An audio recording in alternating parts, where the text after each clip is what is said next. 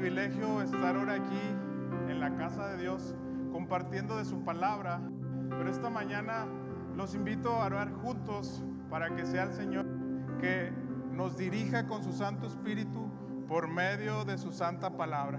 Vamos a orar. Señor, te damos gracias por lo bueno y maravilloso que eres en nuestras vidas. Gracias porque por medio de tu palabra somos libres, Señor, por tu obra en la cruz. Glorificamos ese acto maravilloso, Señor. Hoy ministra a nuestros hermanos con tu Santo Espíritu. Dirige a este siervo que con temor y temblor me presento delante de ti, Señor, para que tú me utilices con tu Santo Espíritu y utilices el entendimiento de nuestros hermanos con tu Santo Espíritu. Ministra sus vidas, su mente, sus corazones. Que seas tú el que nos dirija. En tu precioso nombre oramos, Cristo Jesús. Amén. ¿Cómo es tu oración al Señor cada mañana?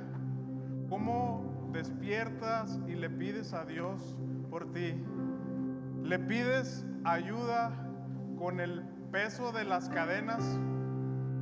¿O le pides que te libere de esas cadenas? Pedir ayuda con el peso de las cadenas es como decir: Señor, dame fuerzas para cargar esto un día más. Señor, dame fuerzas para continuar y cargar el peso de este pecado. Eso es conformarte con vivir atado, hermano. A diferencia, pedir liberación de las cadenas es decir cada mañana: Señor, rompe mis cadenas hoy. Hoy decido ser libre en Cristo. Es lo que Jesús hizo, hermano.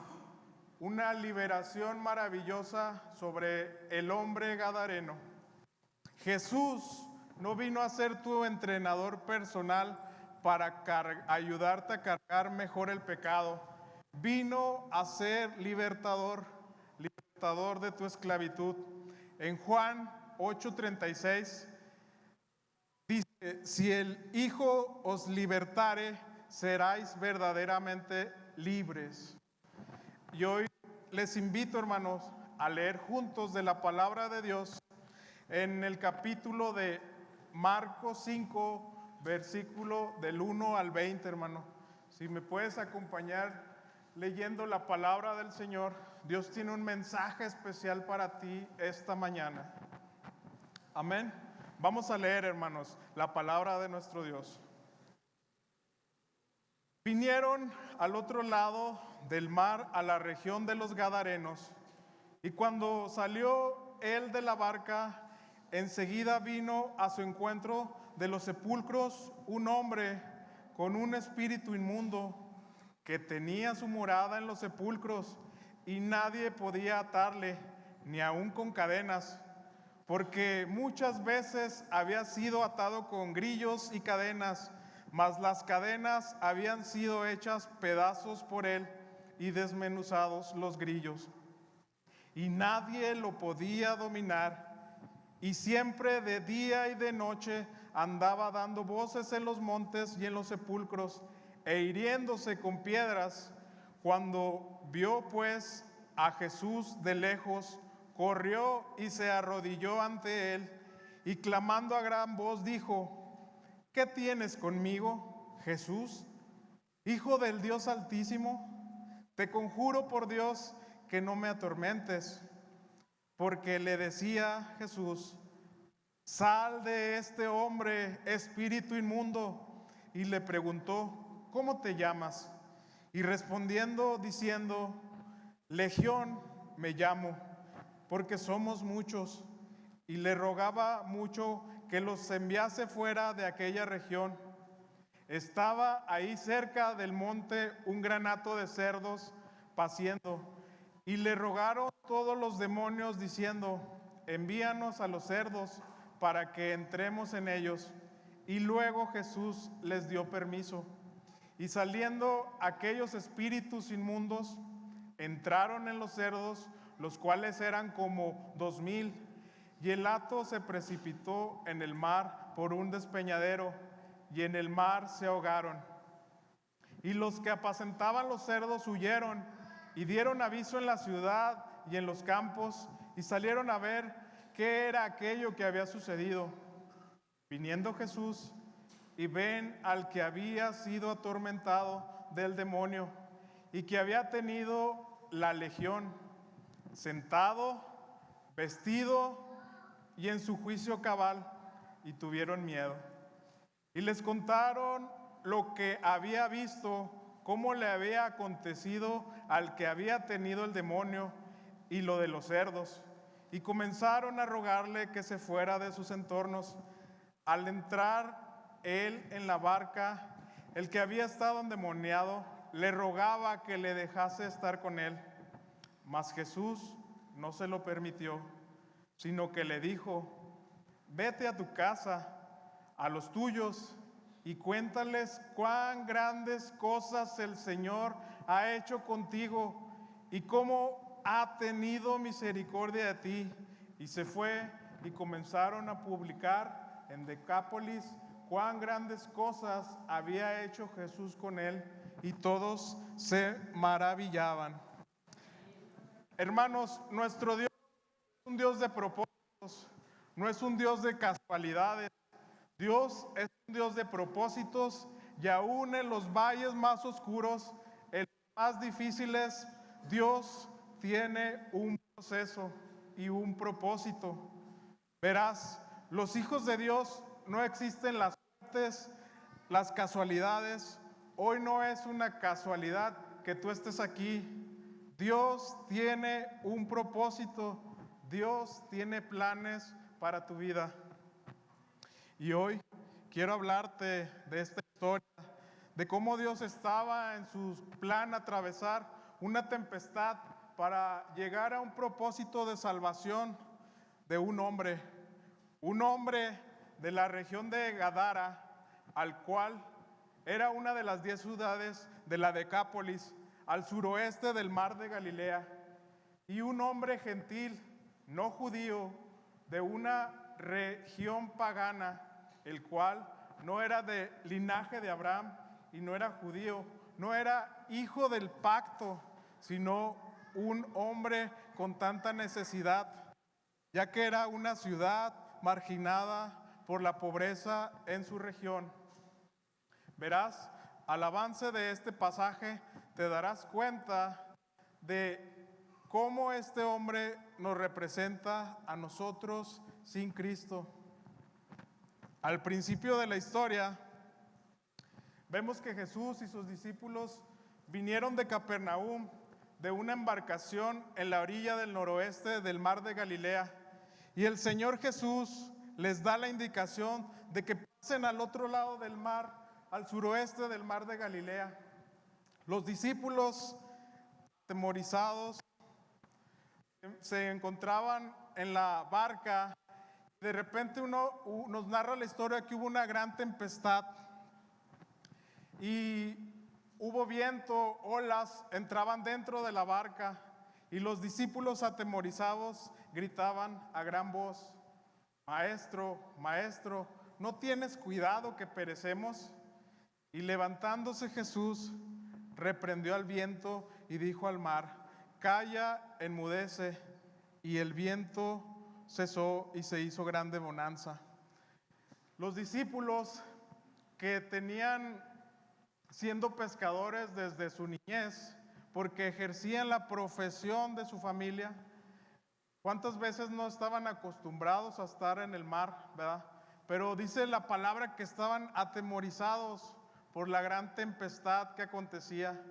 Y Cristo, el Señor Jesús, ya que venían de una gran predicación, de haber alimentado y predicado a un pueblo, el Señor estaba cansado y los discípulos lo despertaron: Maestro, Maestro, ¿qué no tienes cuidado que perecemos?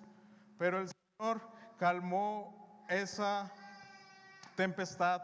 No era casualidad, hermano, la tempestad que se presentaba en la barca, sino fue un propósito para mostrar el testimonio del gran poder de Dios.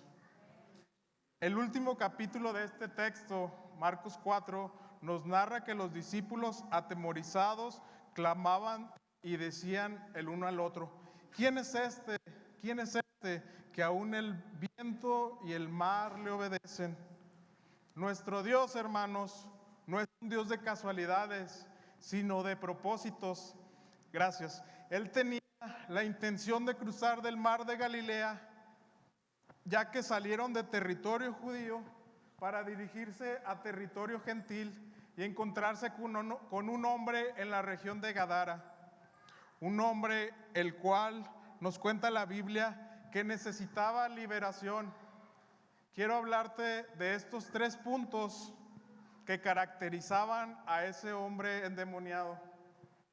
Al finalizar, hermanos, la historia, quiero mostrarte algo, y lo hago con y el respeto que ustedes merecen.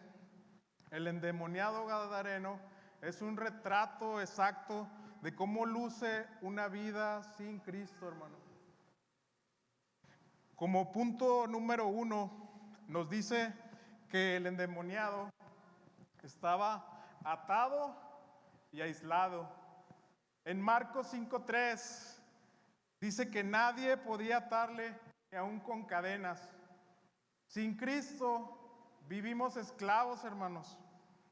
El gadareno rompía cadenas, dice que las desataba, las rompía, pero él no era libre.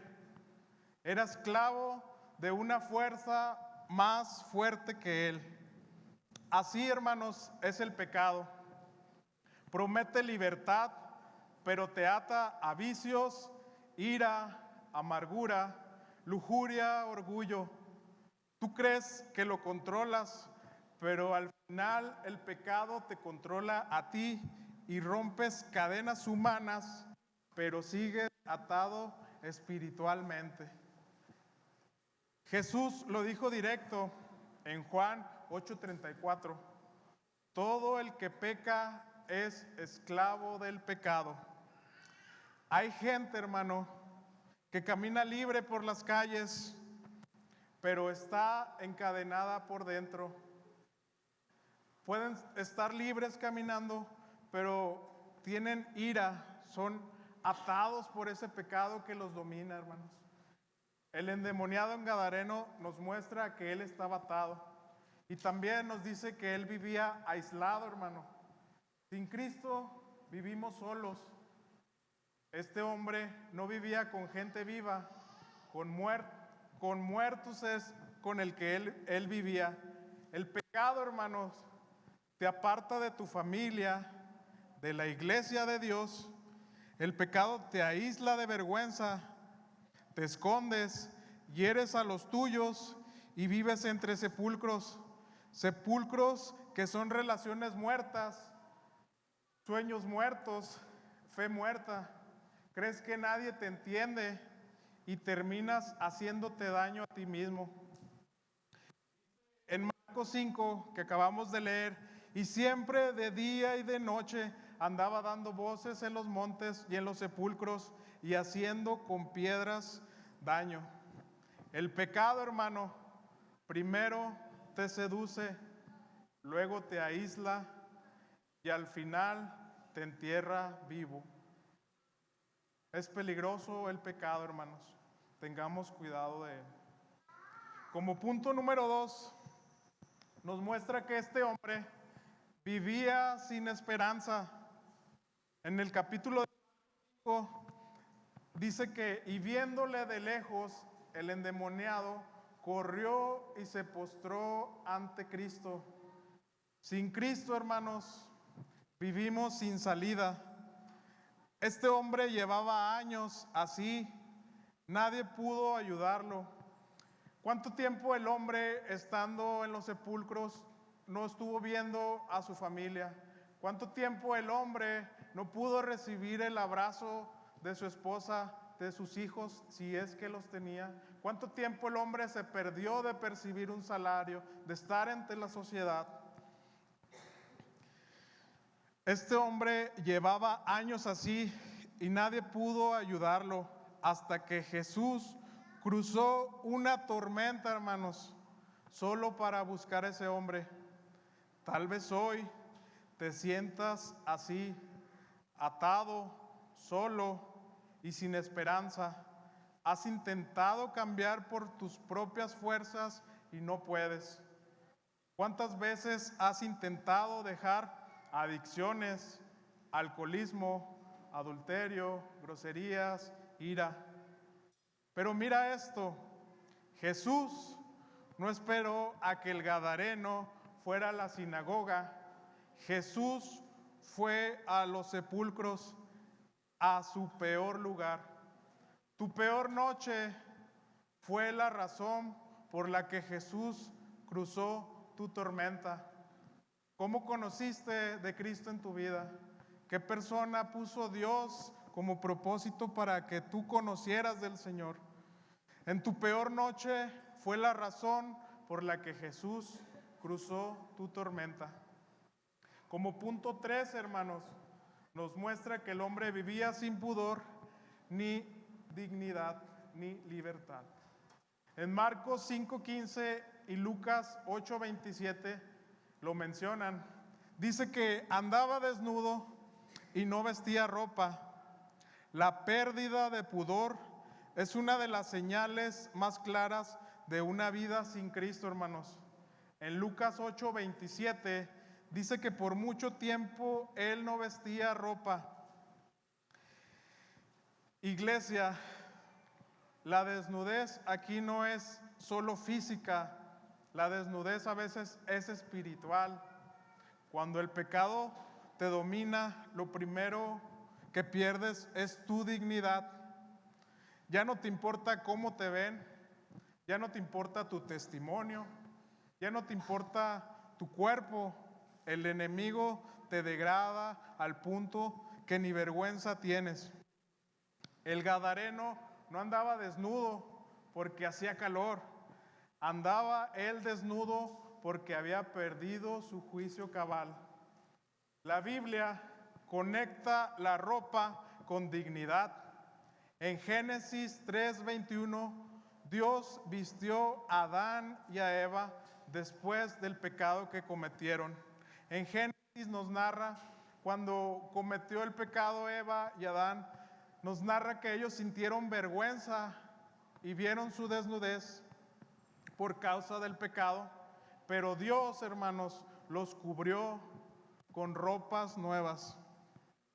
Hoy no vemos gente desnuda en los sepulcros, pero sí vemos gente que pierde su pudor, hermanos. El joven que exhibe su pecado en redes sociales y sin vergüenza. La persona que normaliza el adulterio y lo cuenta como un chiste. El creyente que vive en borracheras y dice, Dios me conoce. Cuando vives sin Cristo, llegas a un punto donde pecas y ni te sonrojas.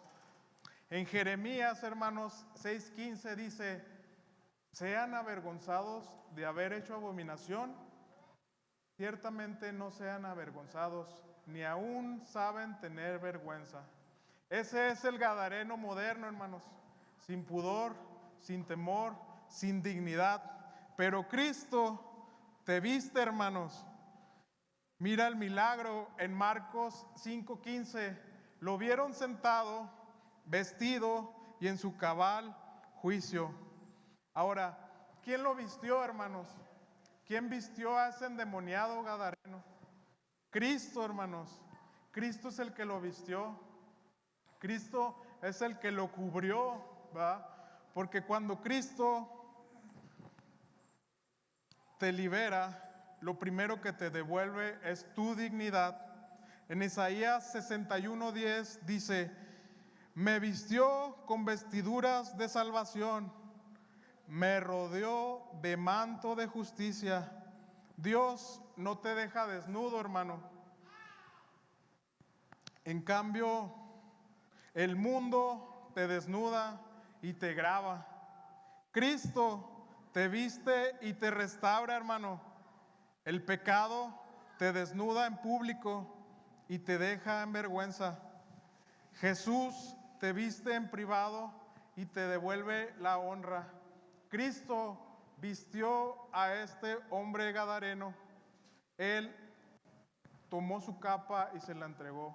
Yo me pongo a pensar que el gadareno tomó con aprecio esas ropas que el Señor le dio, porque por primera vez, después de mucho tiempo, alguien se interesó por él, alguien lo amó, alguien se preocupó por él. Déjame, te cuento una historia personal. Yo alrededor de mis 17, 18 años, conocí del Señor de una forma muy especial. Yo vivía en rebeldía, en pecado, era desobediente a mis padres, era vago, ¿verdad? Salía a fiestas, pero Dios fue transformando mi vida. Yo practicaba un deporte, el cual era patineta, skateboard, y constantemente todos los días yo salía a la calle, llegaba de la escuela, dejaba mi mochila, me alimentaba y practicaba el deporte. Día con día salía a patinar. Pero en el trayecto que yo realizaba de ir para tomar el camión o patinar en el centro, me encontraba con un hombre muy particular que me rodeaba ahí en el centro. Yo era vago por practicar el deporte, pero él era vago por predicar el evangelio. Era un hombre muy peculiar, que él andaba en bicicleta, pero no tenía una pierna. Él andaba en la bici con su muleta y él iba predicando el evangelio. Y varias veces él me veía a lo lejos y me gritaba: ¡Hey! Cristo te ama y Él quiere transformar tu vida. Y día con día, pues yo seguía y me lo volví a topar y me gritaba ya después: Moreno, Cristo te ama y Él quiere transformar tu vida. Y yo me ponía a pensar, ¿cómo este hombre puede decir eso si le falta una pierna, ¿verdad? ¿Qué seguridad tiene, ¿verdad? Es lo que yo pensaba en mi mente, ¿verdad? Me imaginaba yo sin una pierna, yo no diría esto, ¿verdad? ¿Cómo iba a practicar yo mi deporte en la condición de ese hombre? Y constantemente me lo topaba: Moreno, Cristo te ama y Él va a transformar tu vida. Hasta que un día yo, al esperar el camión, Él se acercó y me habló de Cristo, de cómo Él murió por la cruz por todos nosotros. Me habló maravillas de Él. Y a partir de ese momento, yo empecé a ver el amor de Dios por medio de sticker que veía en el camión. Dios te ama, Dios es bueno, Cristo te ama. Constantemente empezaba a ver y me daban folletos en la calle: Cristo te ama, Cristo te ama. Veía grafitis: Dios es bueno, Dios es bueno. Constantemente el Señor me lo decía. La última vez que vi a esa persona, como ya había platicado con él, pues le dije mi nombre, ¿verdad? Y la última vez él me gritó: mira, Cristo te ama y Él va a transformar tu vida. Y gloria a Dios por ello, hermano. Dios me ha transformado poco a poco. Aún no estoy en el lugar que quiero estar, sino que de gloria en gloria el Señor nos transforma. En ese tiempo, como yo escuchaba lo que la persona me decía, veía las estampas, veía los camiones en las calles, mi mamá y mis hermanas empezaron a venir a la iglesia de Cristo. Empezaron ellas a venir y veía cómo Cristo las llenaba de amor, de paz. Y un día vino un hermano, el hermano Rubén, y le llevó a mi mamá las prédicas de preparación para ser bautizada. Y mi mamá me dijo: va a venir un hermano me va a instruir con los textos. Y yo lo que hice, fui y me escondí en mi cuarto conecta a la sala, luego, y apagué la luz. Pero en ese cuarto oscuro, yo a lo lejos escuchaba del Señor, de lo que hacía Él en la vida de las personas, hermanos. Yo escuchaba ahí en ese cuarto oscuro lo que Dios hacía de maravillas. Y por primera vez me examiné, hermanos.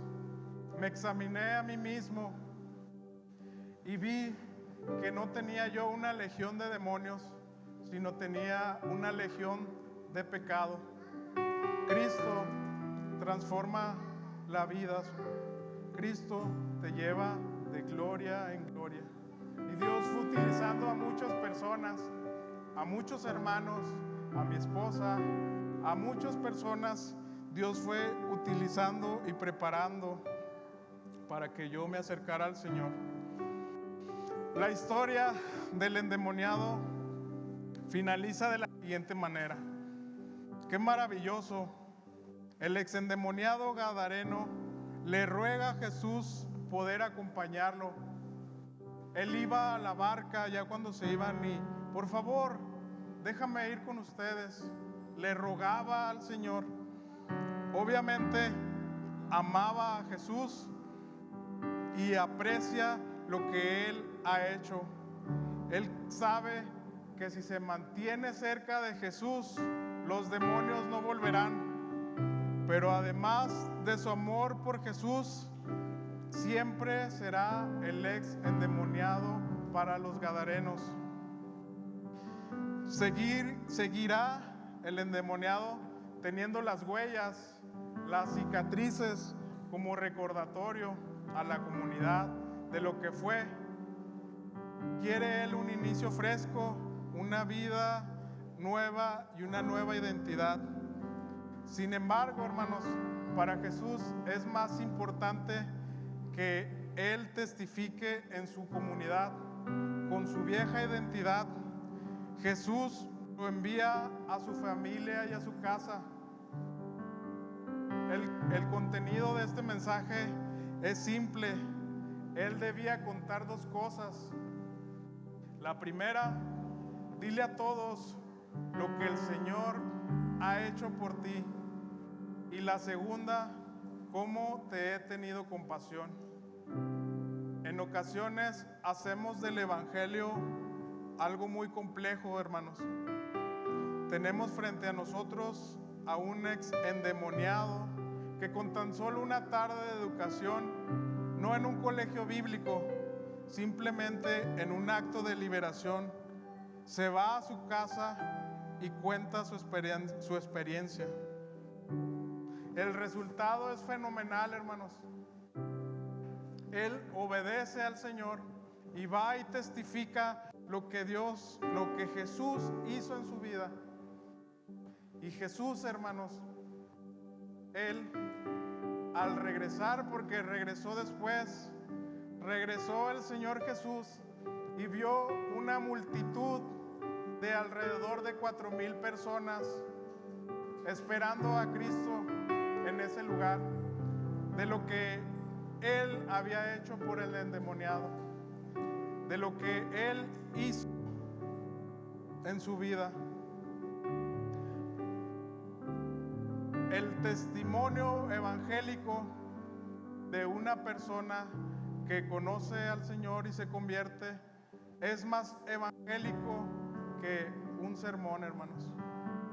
Vayamos, hermanos, y contemos a los nuestros lo que Dios ha hecho en nuestras vidas. Jesús no se equivocó al decir, por tanto, id y haced discípulos a todas las naciones, bautizándolos en el nombre del Padre, del Hijo y del Espíritu Santo. El testimonio es maravilloso, hermanos. Vayamos y contémosles a nuestra familia, a nuestros hijos, a nuestros papás, a nuestros esposos, lo que Dios ha hecho en nuestras vidas, hermanos. Asumemos esa bonita responsabilidad. Conocerás la verdad y la verdad los hará libres, hermanos. Dios los bendiga. Démosle un fuerte aplauso al Señor. Señor, te damos gracias porque eres bueno con nosotros. Gracias porque nos has amado primero, Señor. Gracias por tu iglesia, Señor, porque avanzamos juntos como hermanos, Señor. Esperamos tu regreso, Señor, en esta semana. Ven pronto por tu pueblo, Señor. Que Dios los bendiga, hermanos. Estamos despedidos. Dios es bueno. Démosle un fuerte aplauso.